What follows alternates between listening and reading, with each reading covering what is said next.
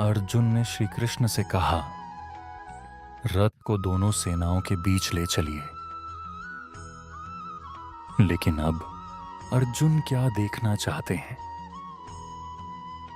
वे देखना चाहते हैं कि आखिर उन्हें युद्ध किसके खिलाफ लड़ना है। और यही वह पल है जहां एक योद्धा का दिल कांपने लगता है।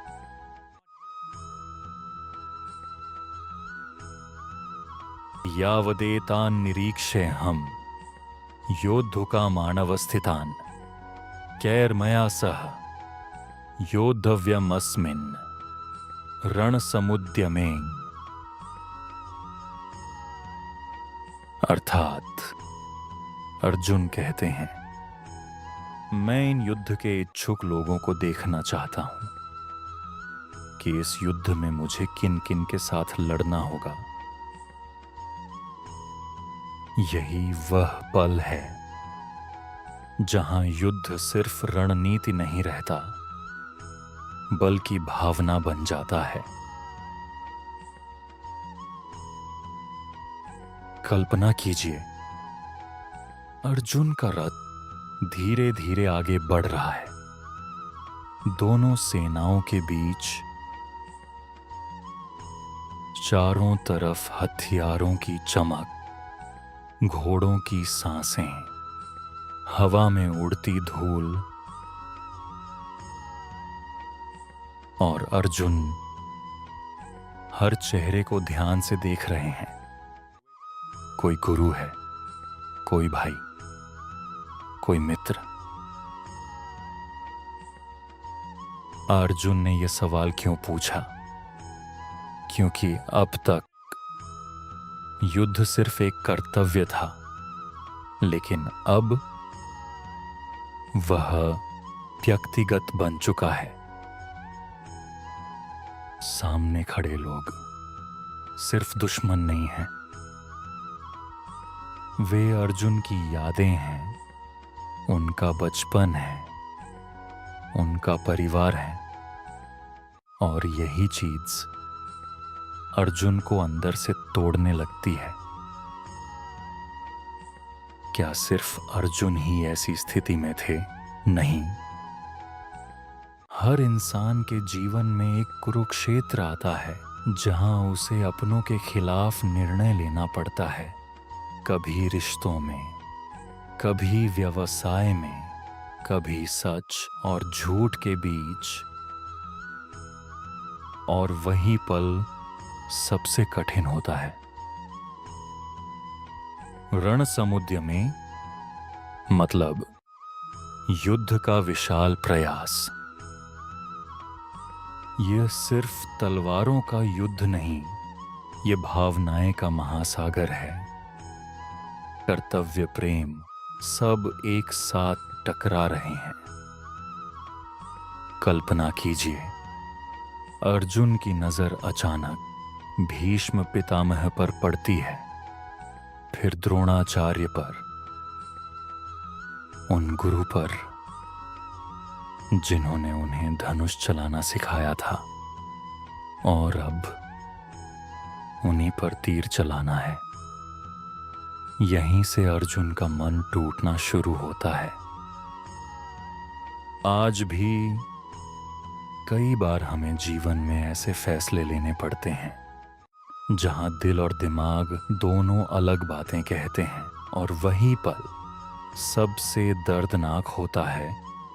लेकिन सच्चाई से भागना समाधान नहीं होता। जीवन की सीख, मुश्किल निर्णयों से मत भागो, पहले पूरी सच्चाई को देखो, समझो, तभी सही निर्णय लिया जा सकता है। तो दोस्तों, यह श्लोक 22, यावदेतान निरीक्षे हम योद्धुका मानवस्थितान कैर्मया सह योद्धव्यमस्मिन् रणसमुद्य में। यहाँ श्री कृष्ण हमें यह सिखाना चाहते हैं कि जीवन का सबसे बड़ा संघर्ष बाहर नहीं, हमारे दिल के अंदर होता है।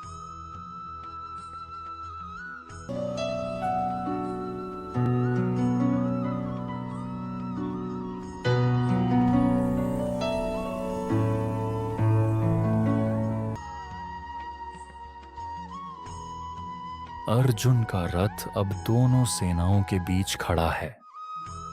सामने लाखों योद्धाओं का समुद्र, हर हाथ में हथियार, हर चेहरे पर युद्ध का संकल्प। लेकिन अर्जुन अभी भी युद्ध शुरू नहीं करना चाहते। वे कुछ देखना चाहते हैं, कुछ समझना चाहते हैं, कुछ ऐसा जो अगले कुछ ही क्षणों में उनके पूरे जीवन को बदल देगा। वे जानना चाहते हैं कि आखिर कौन लोग हैं जो दुर्योधन के लिए इस महायुद्ध में खड़े हुए हैं।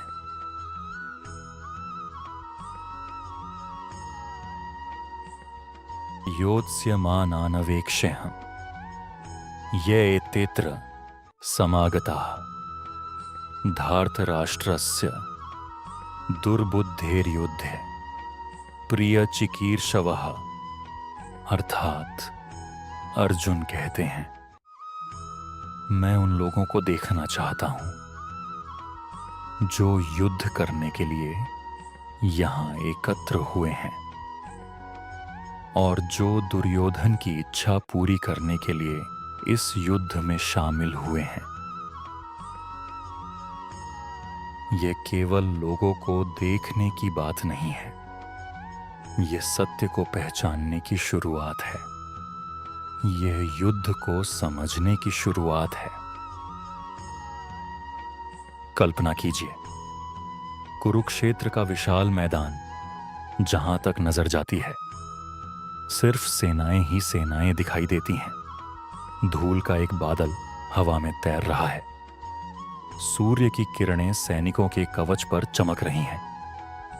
हजारों धनुष, हजारों तलवारें, हजारों चेहरे, और इस विशाल दृश्य के बीच एक रथ खड़ा है जिस पर बैठे हैं स्वयं भगवान श्री कृष्ण और उनके साथ महान धनुर्धर अर्जुन। अर्जुन अब युद्ध भूमि को नहीं देख रहे, वे चेहरों को देख रहे हैं। कौन आया है, कौन किसके लिए लड़ रहा है, कौन धर्म के लिए खड़ा है और कौन किसी व्यक्ति के मोह में। ध्यान दीजिए, अर्जुन सीधे युद्ध शुरू नहीं करते। वे पहले देखना चाहते हैं, समझना चाहते हैं। क्यों? क्योंकि एक सच्चा योद्धा सिर्फ हथियार नहीं चलाता, वह कारण भी समझता है। आज अधिकांश लोग बिना सोचे निर्णय ले लेते हैं, लेकिन अर्जुन युद्ध शुरू होने से पहले पूरी सच्चाई को देखना चाहते हैं। उन्हें अभी पता नहीं कि जो चेहरे वे देखने वाले हैं, उन्हीं चेहरों की वजह से उनका हृदय कांप उठेगा। अर्जुन दुर्योधन के लिए एक शब्द बोलते हैं, दुर्बुद्धि। लेकिन इसका अर्थ क्या है? क्या केवल बुरा इंसान? नहीं, दुर्बुद्धि का अर्थ है जब इंसान को सत्य पता हो लेकिन फिर भी वह गलत मार्ग चुन ले। दुर्योधन जानता था कि पांडवों के साथ अन्याय हुआ। वह जानता था कि धर्म किसके साथ है, लेकिन उसका अहंकार उसकी बुद्धि पर भारी पड़ गया। और यही दुर्बुद्धि है जब अहंकार सत्य से बड़ा हो जाए। क्या दुर्योधन केवल महाभारत में था? नहीं, आज भी दुर्योधन मौजूद है, कभी लालच बनकर, कभी क्रोध बनकर, कभी ईर्ष्या बनकर, कभी अहंकार बनकर। और सबसे खतरनाक बात, ये सब हमें सही भी लगने लगता है। यही दुर्बुद्धि है। जब इंसान गलत को सही समझने लगे। कल्पना कीजिए, अर्जुन की नजर धीरे धीरे पूरी सेना पर घूम रही है। कुछ चेहरे उत्साहित हैं, कुछ चेहरे क्रोधित हैं, कुछ चेहरे भयभीत हैं, और कुछ ऐसे भी हैं जो शायद युद्ध नहीं चाहते, लेकिन फिर भी खड़े हैं, क्योंकि वे दुर्योधन के साथ बंधे हुए हैं, मोह से, कर्तव्य से या परिस्थितियों से। यहीं से अर्जुन का दर्द बढ़ना शुरू होता है। आज भी हम कई बार ऐसे लोगों को देखते हैं जो जानते हैं कि वे गलत के साथ खड़े हैं, लेकिन फिर भी उसी के साथ खड़े रहते हैं। नौकरी बचाने के लिए, रिश्ते बचाने के लिए, स्वार्थ के लिए या डर की वजह से। और यही जीवन का सबसे बड़ा संघर्ष है, सत्य को जानना और सत्य के साथ खड़े होना। दो अलग बातें हैं। जीवन की सीख, हमेशा सत्य को पहचानो और पहचानने के बाद उसके साथ खड़े होने का साहस भी रखो, क्योंकि केवल सही जान लेना काफी नहीं है। सही के लिए खड़ा होना, यही धर्म है। तो दोस्तों, यह श्लोक 23 योत्स्यमानानवेक्षेऽहम् य एतेऽत्र समागता धार्तराष्ट्रस्य दुर्बुद्धेर्युद्धे प्रियचिकीर्षवः। यहाँ श्री कृष्ण हमें यह सिखाना चाहते हैं कि जीवन में सबसे बड़ा खतरा शत्रु नहीं होता, बल्कि वह दुर्बुद्धि होती है, जो सत्य को जानते हुए भी हमें गलत रास्ते पर ले जाती है।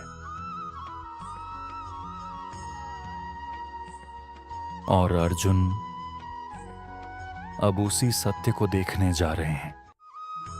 अगले श्लोक।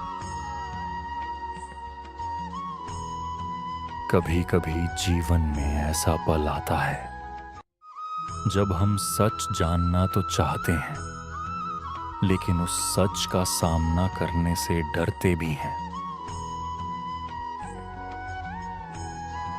अर्जुन ने श्री कृष्ण से कहा था, मेरा रथ दोनों सेनाओं के बीच ले चलिए, लेकिन उन्हें नहीं पता था कि अगले कुछ ही क्षणों में उनका हृदय हमेशा के लिए बदलने वाला है। और इस परिवर्तन की शुरुआत करने वाले हैं स्वयं श्री कृष्ण।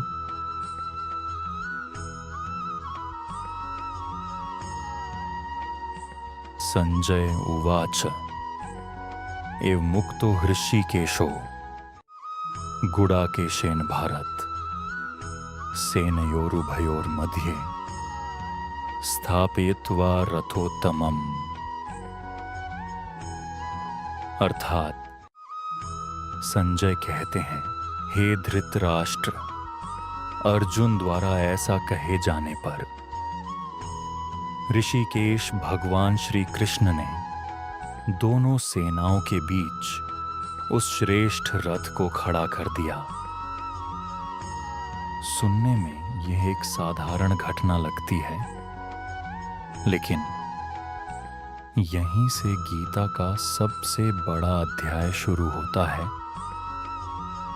कृष्ण रथ आगे बढ़ाते हैं। कल्पना कीजिए, कुरुक्षेत्र का विशाल मैदान, हजारों सैनिक, हजारों रथ, हजारों हथियार, और उन सब के बीच एक दिव्य रथ। उस रथ की लगाम स्वयं भगवान श्री कृष्ण के हाथों में है। अर्जुन ने इच्छा व्यक्त की और श्री कृष्ण बिना एक शब्द बोले रथ आगे बढ़ाने लगे। घोड़ों के कदम धीरे धीरे आगे बढ़ रहे हैं। धूल उड़ रही है। दोनों सेनाओं की नजरें उस रथ पर टिक गई हैं, क्योंकि उस रथ में बैठा है पांडवों का सबसे बड़ा योद्धा और स्वयं भगवान। इस श्लोक में श्री कृष्ण को एक विशेष नाम से पुकारा गया है, ऋषिकेश। लेकिन इसका अर्थ क्या है? ऋषि का अर्थ है इंद्रियां और ईश का अर्थ है स्वामी। ऋषिकेश यानी इंद्रियों के स्वामी। जब हमारी आंखें भटकती हैं, जब मन डगमगाता है, जब भावनाएं नियंत्रण से बाहर हो जाती हैं, तब जो उन्हें नियंत्रित कर सके वही ऋषिकेश है। और ध्यान दीजिए, अर्जुन की भावनाएं अब बिखरने वाली हैं, लेकिन उनके साथ कौन है? ऋषिकेश। इस श्लोक में अर्जुन को भी एक विशेष नाम दिया गया है। गुडाकेश, गुडाका का अर्थ है नींद। अज्ञान और गुडाकेश का अर्थ है जिसने अज्ञान पर विजय पा ली हो। सोचिए, जिस अर्जुन को अभी हम टूटता हुआ देखने वाले हैं, उसे शास्त्रों ने गुडाकेश कहा है। क्यों? क्योंकि महान व्यक्ति भी जीवन में भ्रमित हो सकते हैं, लेकिन वे सत्य की खोज करना नहीं छोड़ते। ध्यान दीजिए, अर्जुन ने केवल एक इच्छा व्यक्त की और श्री कृष्ण ने उसे तुरंत पूरा कर दिया। उन्होंने अर्जुन को रोका नहीं। उन्होंने यह नहीं कहा, मत देखो, युद्ध शुरू करो, भावुक मत बनो। क्योंकि भगवान जानते थे कि ज्ञान देने से पहले सत्य दिखाना आवश्यक है। पहले अर्जुन को वास्तविकता देखनी होगी, तभी गीता का जन्म होगा। कल्पना कीजिए, श्री कृष्ण रथ चला रहे हैं, अर्जुन सामने देख रहे हैं, लेकिन दोनों के बीच एक शब्द भी नहीं हो रहा।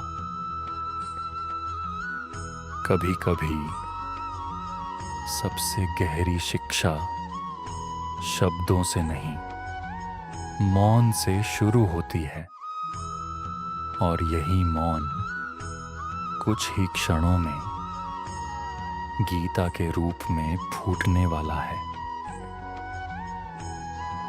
आज भी जब हम किसी कठिन सत्य का सामना करने वाले होते हैं, हम चाहते हैं कि कोई हमें उससे बचा ले, लेकिन एक सच्चा गुरु ऐसा नहीं करता। वह हमें सत्य से भागना नहीं सिखाता, वह हमें सत्य के सामने खड़ा कर देता है। जैसे श्री कृष्ण ने अर्जुन को खड़ा किया। तो दोस्तों, यह श्लोक 24 संजय उवाच एव मुक्तो हृषिकेशो गुडाकेशेन भारत सेनयोरुभयोर्मध्ये स्थापयित्वा रथोत्तमम्। यहाँ श्री कृष्ण हमें जीवन की यह सीख सिखाना चाहते हैं कि जीवन में कठिन सच्चाइयों से मत भागो, उनका सामना करो, उन्हें समझो, क्योंकि हर बड़ा ज्ञान एक कठिन सत्य से ही शुरू होता है।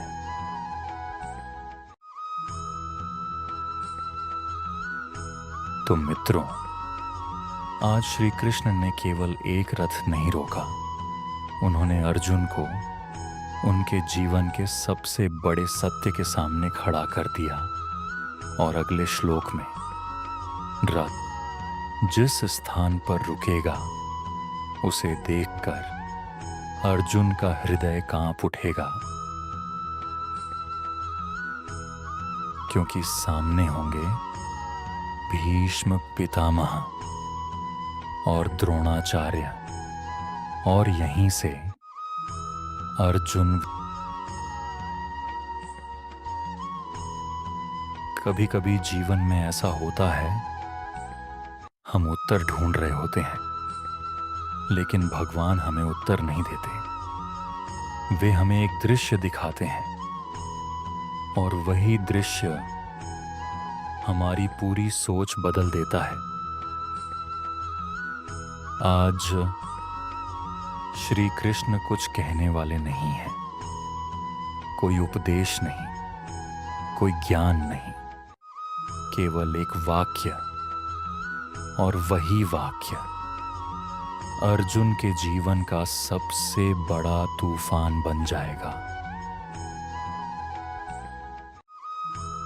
भीष्म द्रोण प्रमुखतः सर्वेषां च महीक्षिताम् उवाच पार्थ पश्चैतान् संवेतान् कुरुनिति पंचविंशतिः। अर्थात श्री कृष्ण ने रथ को भीष्म पितामह, द्रोणाचार्य और अन्य राजाओं के सामने रोककर कहा, हे पार्थ, देखो, इन एकत्र हुए कुरुओं को देखो। सिर्फ 2 शब्द, पार्थ, देखो, लेकिन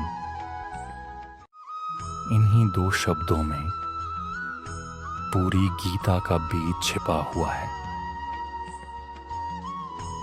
कल्पना कीजिए, कुरुक्षेत्र का विशाल मैदान, रथ धीरे धीरे आगे बढ़ रहा है, दोनों सेनाओं की निगाहें उसी रथ पर हैं, और फिर अचानक रथ रुक जाता है। लेकिन ध्यान दीजिए, श्री कृष्ण ने रथ कहीं भी नहीं रोका, उन्होंने उसे ठीक भीष्म पितामह के सामने रोका, ठीक द्रोणाचार्य के सामने, उन 2 व्यक्तियों के सामने जिन्हें अर्जुन सबसे अधिक सम्मान देते थे। अगर श्री कृष्ण चाहते तो रथ दुर्योधन के सामने रोक सकते थे, कर्ण के सामने रोक सकते थे, किसी भी योद्धा के सामने रोक सकते थे, लेकिन उन्होंने ऐसा नहीं किया। क्यों? क्योंकि अर्जुन का असली संघर्ष दुर्योधन से नहीं था, उनका संघर्ष अपने मोह से था। भीष्म उनके पितामह थे, द्रोण उनके गुरु थे, और भगवान जानते थे कि अर्जुन को सबसे पहले अपने मोह का सामना करना होगा। श्री कृष्ण ने कहा, पार्थ, उन्होंने अर्जुन नहीं कहा, उन्होंने वीर नहीं कहा, उन्होंने महान धनुर्धर नहीं कहा, उन्होंने कहा पार्थ, यानी पृथा, कुंती का पुत्र। इस नाम में ममता है, स्नेह है, और एक गहरा संदेश भी। जैसे कोई मित्र अपने प्रिय मित्र को धीरे से सच दिखाता है, वैसे ही कृष्ण अर्जुन को वास्तविकता दिखाने जा रहे हैं। क्योंकि देखने वाला व्यक्ति समझना शुरू करता है और समझने वाला व्यक्ति बदलना शुरू करता है। कई बार जीवन बदलने के लिए एक सत्य को देखना ही काफी होता है। कल्पना कीजिए, अर्जुन की नजर धीरे धीरे भीष्म पितामह पर जाती है। सफेद दाढ़ी, दिव्य व्यक्तित्व, वही पितामह जिन्होंने बचपन में उन्हें गोद में खिलाया था। फिर उनकी नजर द्रोणाचार्य पर जाती है, वही गुरु जिन्होंने उन्हें धनुष पकड़ना सिखाया। और अब उन्हीं पर तीर चलाना है। यहीं से अर्जुन का हृदय टूटना शुरू होता है। आज भी हमारी जिंदगी में ऐसे पल आते हैं जब हमें किसी कठिन सत्य का सामना करना पड़ता है और हम चाहते हैं कि कोई हमें बचा ले, लेकिन एक सच्चा गुरु हमें बचाता नहीं। वह हमें सत्य के सामने खड़ा कर देता है, क्योंकि वही सत्य आगे चलकर हमारी सबसे बड़ी शक्ति बनता है। तो दोस्तों, यह श्लोक 25 भीष्म द्रोण प्रमुखतः सर्वेषां च महिक्षिताम् उवाच पार्थ पश्चैतान् संवेत्तान् कुरुनिति। यहाँ श्री कृष्ण हमें यह सिखाना चाहते हैं कि जीवन की सबसे बड़ी समस्याएं भागने से नहीं सुलझती, उनका सामना करने से सुलझती हैं। और हर सच्चा गुरु हमें सत्य से मिलवाता है, सत्य से बचाता नहीं। आज श्री कृष्ण ने कोई उपदेश नहीं दिया, उन्होंने केवल कहा, पाठ देखो। लेकिन यही 2 शब्द अर्जुन के भीतर एक ऐसा तूफान पैदा करने वाले हैं जो पूरी भगवत गीता को जन्म देगा। अगले श्लोक में अर्जुन जो देखेंगे, उसे देखकर उनका मन, उनका हृदय और उनका संकल्प सब कभी कभी जीवन में सबसे बड़ा दर्द दुश्मनों को देखकर नहीं होता, बल्कि अपनों को सामने देखकर होता है। अर्जुन युद्ध के लिए तैयार थे, उनके हाथ में गांडीव था, उनके रथ पर स्वयं श्री कृष्ण थे। लेकिन अगले कुछ क्षणों में वे कुछ ऐसा देखने वाले थे जो उनके हृदय को अंदर तक हिला देगा। आज अर्जुन सैनिकों को नहीं देखेंगे, आज वे अपने परिवार को देखेंगे।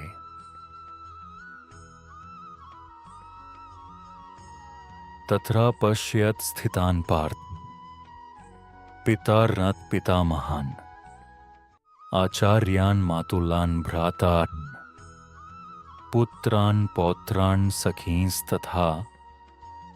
अर्थात संजय कहते हैं, वहां अर्जुन ने अपने पिता तुल्य लोगों को देखा, पितामहों को देखा, गुरुओं को देखा, मामाओं को देखा, भाइयों को देखा, पुत्रों को देखा, पौत्रों को देखा, मित्रों को देखा।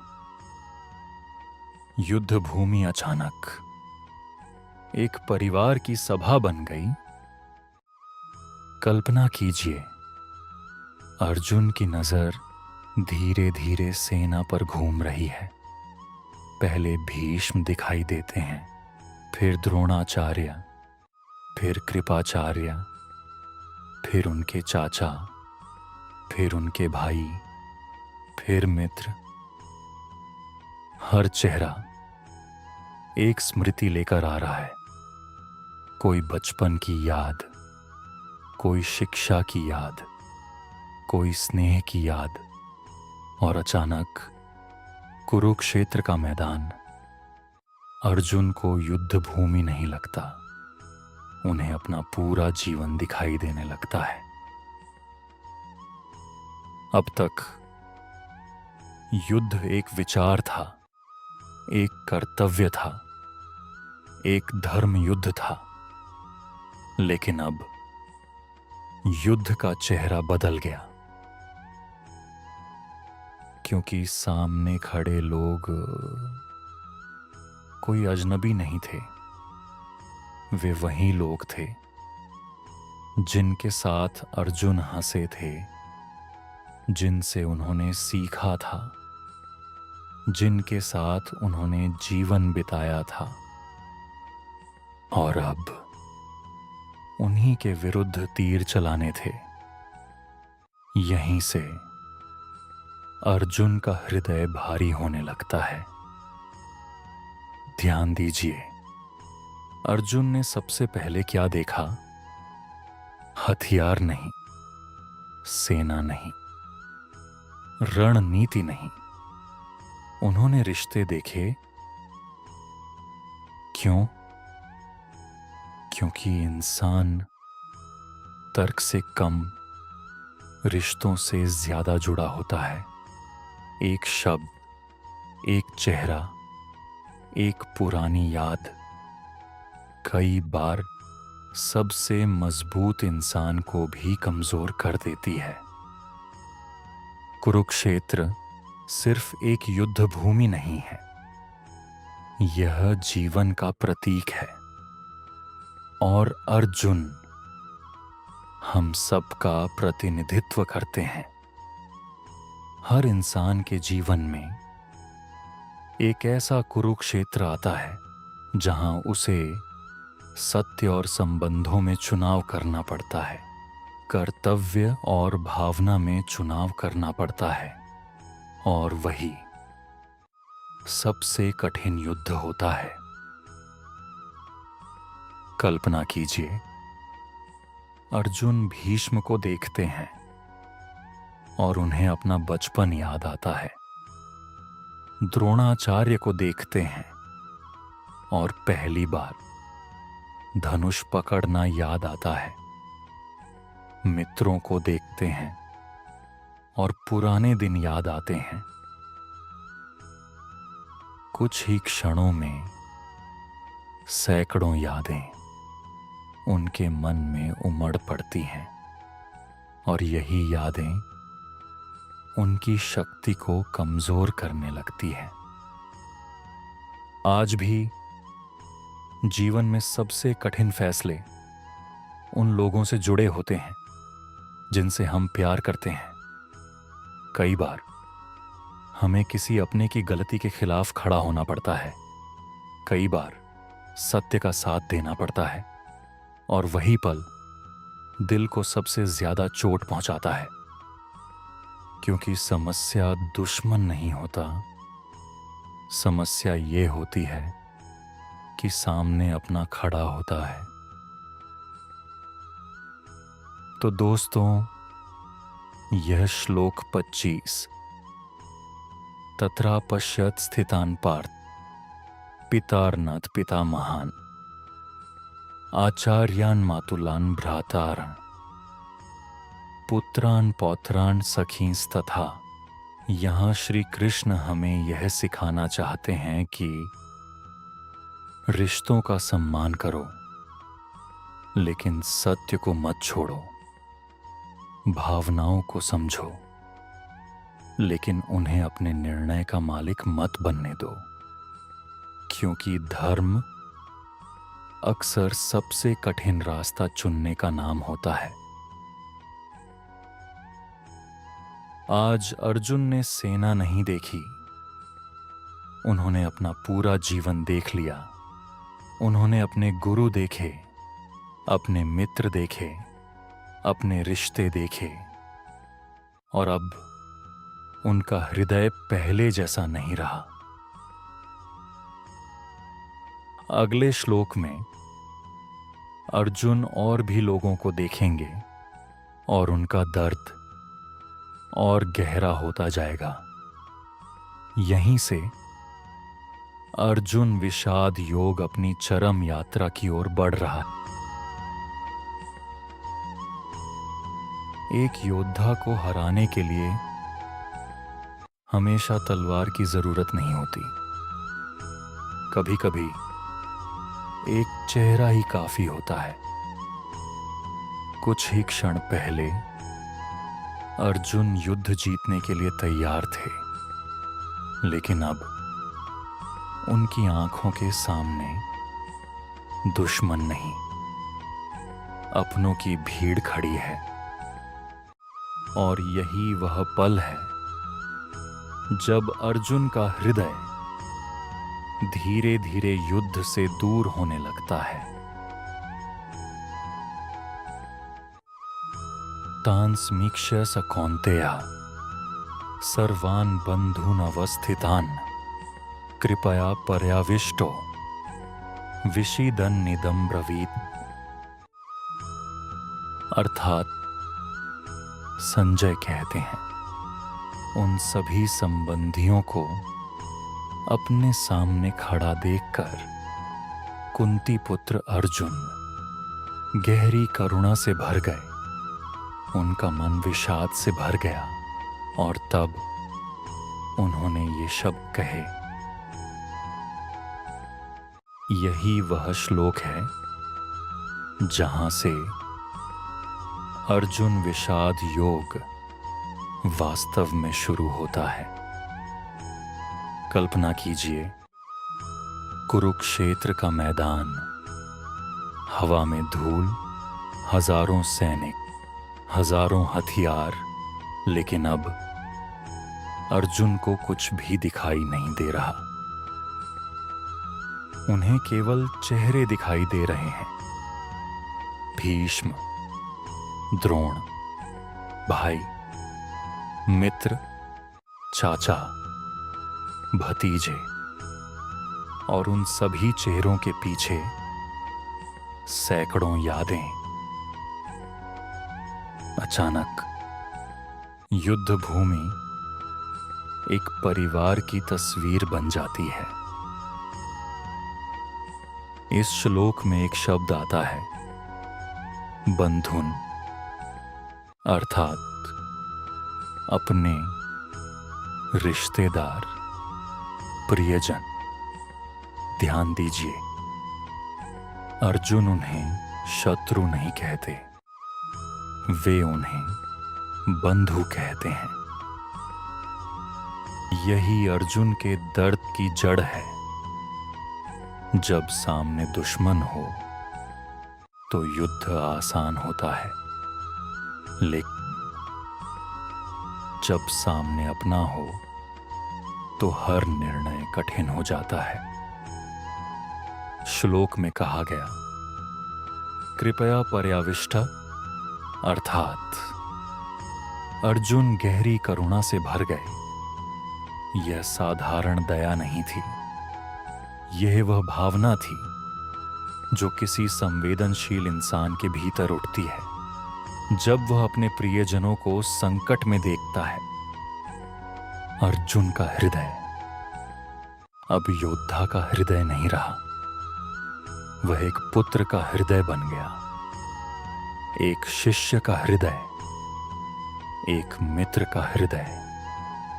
क्या आपने कभी महसूस किया है कि दुनिया के सामने हम बहुत मजबूत होते हैं, लेकिन कुछ लोगों के सामने हमारी सारी ताकत खत्म हो जाती है। कल्पना कीजिए, अर्जुन की आंखें धीरे धीरे पूरी सेना पर घूम रही हैं। हर चेहरा एक कहानी है, हर व्यक्ति एक रिश्ता है। और अचानक अर्जुन समझ जाते हैं कि इस युद्ध का परिणाम किसी एक पक्ष की जीत नहीं होगा। क्यों? क्योंकि भावनाएं तर्क से ज्यादा शक्तिशाली होती हैं और अर्जुन उसी भावनात्मक तूफान में फंस चुके हैं। ये पूरा परिवार हार जाएगा। यहीं यहीं से उनका मन टूटने लगता है। आज भी सबसे कठिन लड़ाइयां बाहरी नहीं होती, वे घर के अंदर होती हैं। कभी संपत्ति को लेकर, कभी रिश्तों को लेकर, कभी अहंकार को लेकर, और सबसे ज्यादा दर्द तभी होता है जब दोनों पक्ष अपने हों। यही दर्द अर्जुन महसूस कर रहे हैं। तो दोस्तों, यह श्लोक 27 तान् समीक्ष्य स कौन्तेय सर्वान् बन्धून् अवस्थितान् कृपया पर्याविष्टो विसीदन्निदं ब्रवीत। यहाँ श्री कृष्ण हमें यह सिखाना चाहते हैं कि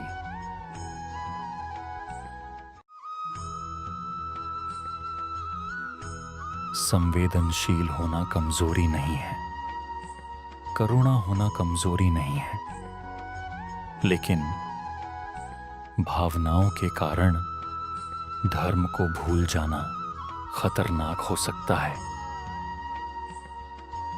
और यही शिक्षा श्री कृष्ण अर्जुन को देने वाले हैं। आज अर्जुन के भीतर एक नया युद्ध शुरू हो चुका है। बाहर कौरव और पांडव खड़े हैं, लेकिन अंदर कर्तव्य और करुणा लड़ रहे हैं। और अब करुणा जीतती हुई दिखाई दे रही है।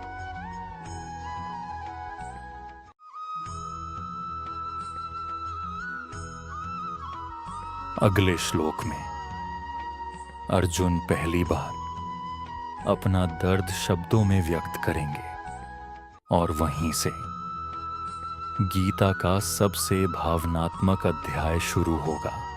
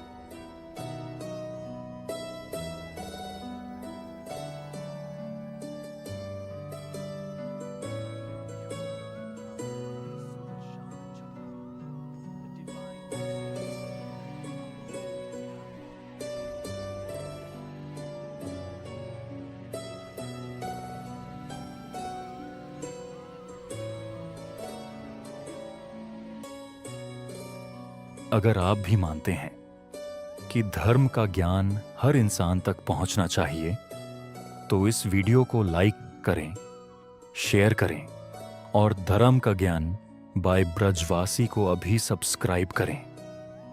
देखते हैं कितने लोग इस मिशन का हिस्सा बनते हैं।